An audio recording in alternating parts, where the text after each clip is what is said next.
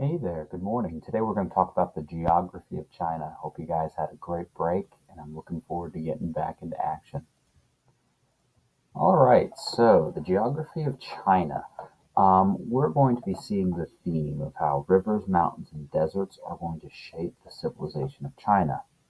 Now, we've talked about all three of those kinds of geographic features before and how they can help or hurt a civilization. Thankfully, we're going to see how these are going to really help China out quite a bit. So, the two most important rivers that we're going to be studying in this unit are going to be the Huang He, which is also known as the Yellow River, and also the Changjiang, which is going to also be known as the Yangtze River. Now, the Yellow River, or Huang He, is called that because it is filled with silt. I want you to stop and think for a second. Why is that going to be such a great advantage?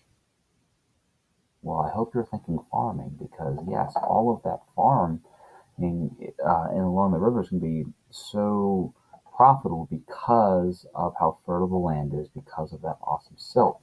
The problem is, much like the Tigris and Euphrates rivers, it flooded unpredictably. It wasn't like the Nile that flooded predictably each season. So the Huang He is called China's sorrow because of the flooding, the death, the destruction that it would cause.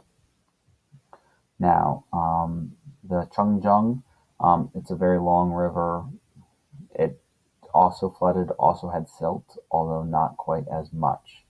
And as we discussed, this is going to be great for farming.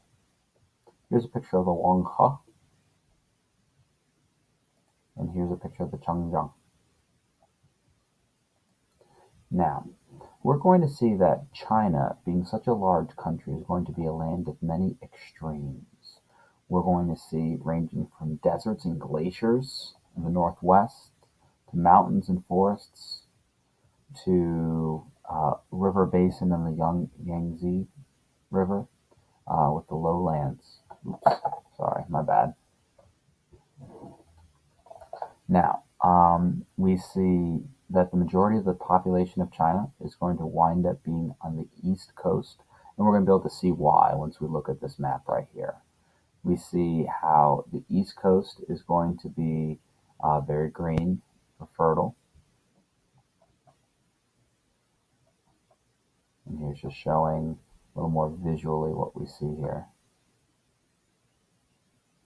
Here's a picture of the Gobi Desert. Desolate but beautiful. I think this is a really cool picture as well. Looking at this, an oasis in the middle of the Gobi Desert. See those massive sand dunes? Wow. Now, we're going to have the Chinese civilization developing along the Huang He, or Yellow River. Eventually, it will spread south to the Yangtze or Changjiang River.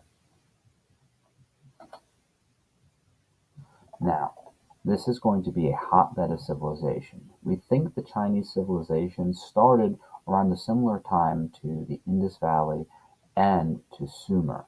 So it's an equally old civilization.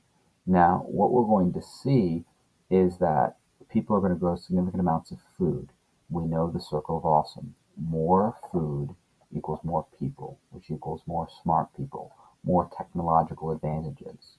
And as we see pictured here, what's eventually going to happen, the Chinese are going to be able to create such an advanced civilization that they're going to be able to go past the deserts and mountains and create an incredible trade route called the Silk Road, which we're going to get to later on in this unit.